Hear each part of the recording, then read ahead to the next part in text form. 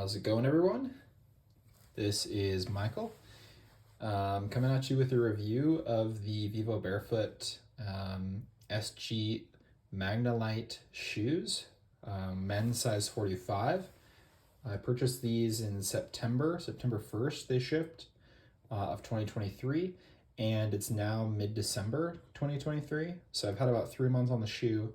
I'm wearing them fairly consistently. I've gone on a couple adventures, lots of daily city walking, a couple big trails.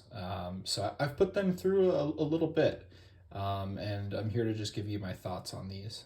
So again, Vivobarefoot shoes retail for about $210.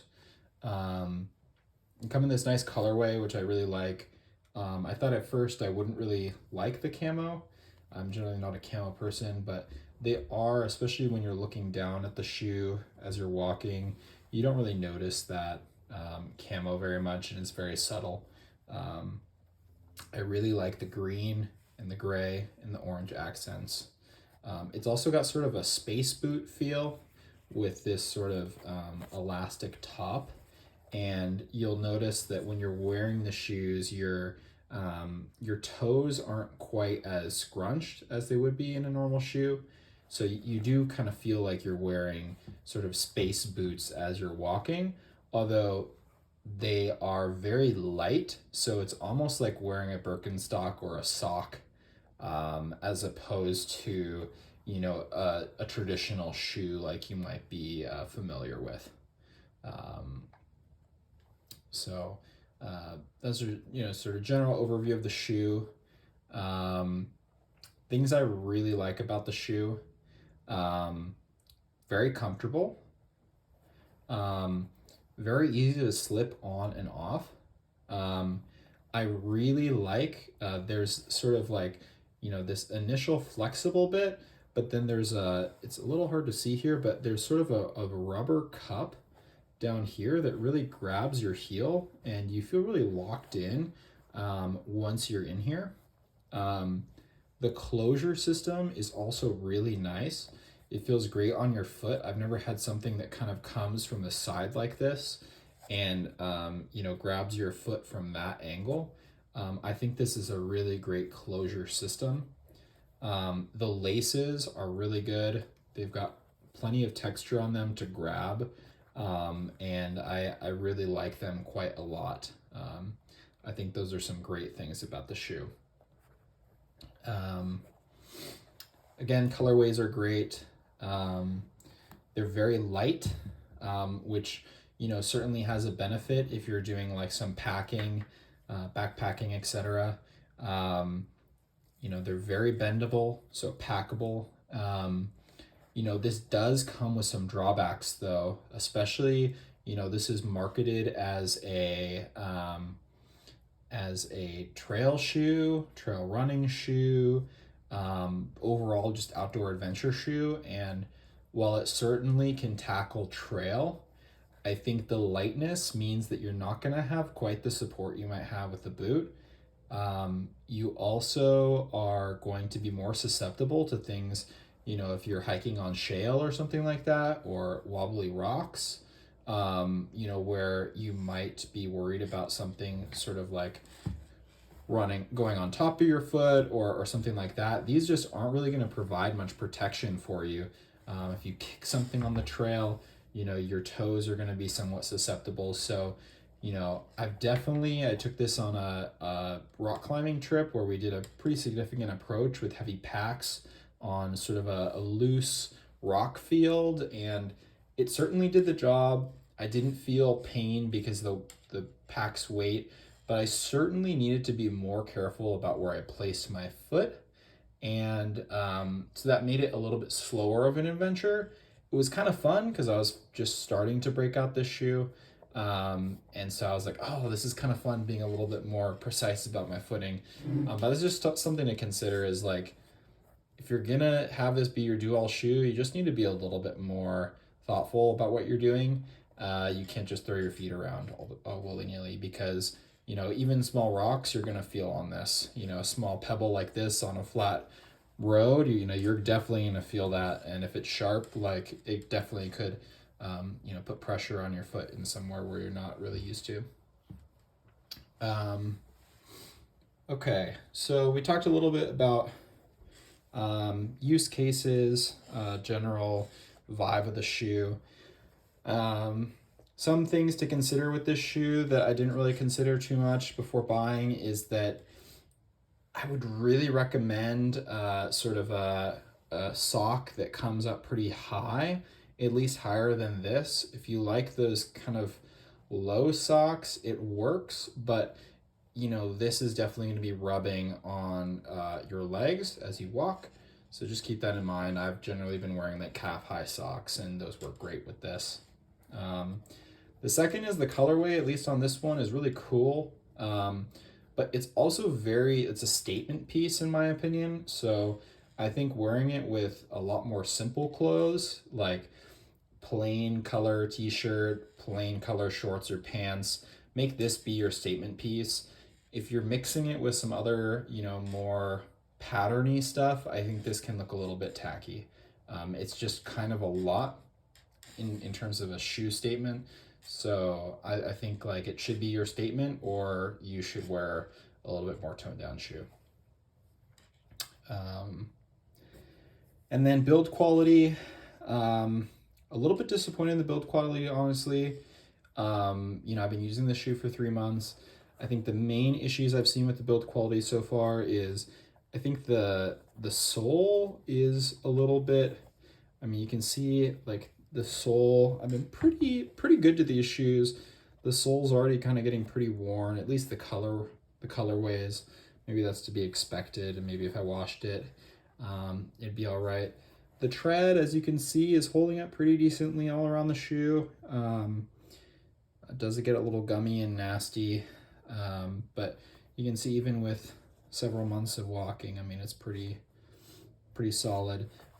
Some of the bad parts though are some delam on the edge of the shoe. So where you step, especially when you're walking, this becomes apparent. You can see sort of right at this gap, you start to see some significant delamination between the sole and the shoe. And also up in the toe box, you can sort of see some serious cracking there. On the inside, right at that pivot. And I'm starting to notice a little bit of give on the heels as well. And that's on both shoes. So you can see here on this shoe, the toe box is definitely coming undone. You can probably see that. The sides of the shoe are peeling back a little bit. And a little bit of the back heel. Not too much on the back heel, but just a tad. So here's another pretty significant heel back. And that kind of makes sense. When you're walking, this is the stress point right here. And it's not a very rigid shoe by any means. So from that perspective, it makes sense from an engineering perspective that this would be, where the delam happens, because it just sort of like pushes out. But it's a little bit of a bummer when you're kind of looking down at your shoe and you see like it coming apart. Especially when you paid $210 for a pair of shoes that, frankly, it's not even close to the amount of material you'd get in another pair of shoe.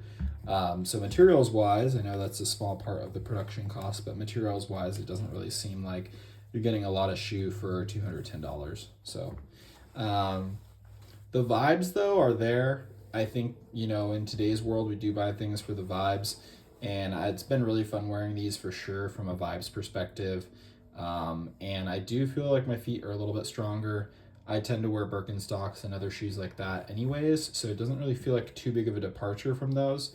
And it certainly feels like you've got at least a little bit of cushion there. So it's not like walking barefoot, but it certainly is closer to the ground. You can tell if you're walking on pavement, or if you're walking in the sand, or if you're walking, on leaves or grass, like you can tell a big difference. So I did also try the waterproof version of this. I had to send it back because it was not breathable. So I live in California in Santa Barbara, and I definitely would recommend the non-waterproof version. Very breathable. It does get a little stinky sometimes, just like most shoes. But yeah, that's the shoe. Definitely Vivo, if you're watching, would like to know if after 3 months you'd expect, with normal wear and tear, like sort of the delamination happening to the shoe. That's not ideal. Um, it looks way worse in person than really on the camera. But yeah, that's my main pain point, and just also that you really do have to think about your wardrobe, in my opinion, when you're wearing these shoes, because they're quite the statement piece, and they can look pretty funny. So anyways, that's my review for this shoe. I would probably buy it again. I wish it was about $100 cheaper. In the $120 range, these would be a really great steal. I think at the $210 range, I think you really have to think, do you like the vibes that these give off? Or is it really something that you want to have in your quiver?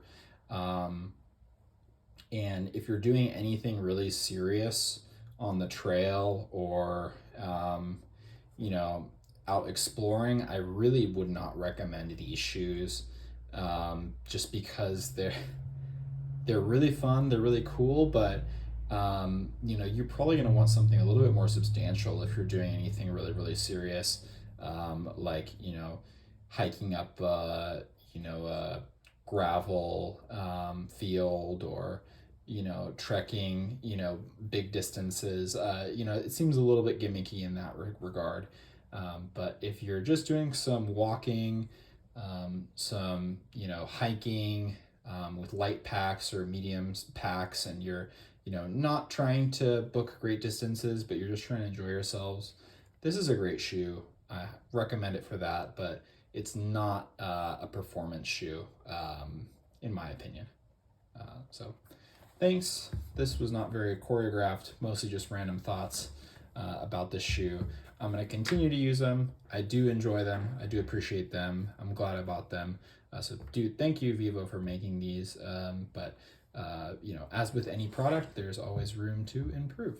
So, thank you, and let me know what you think.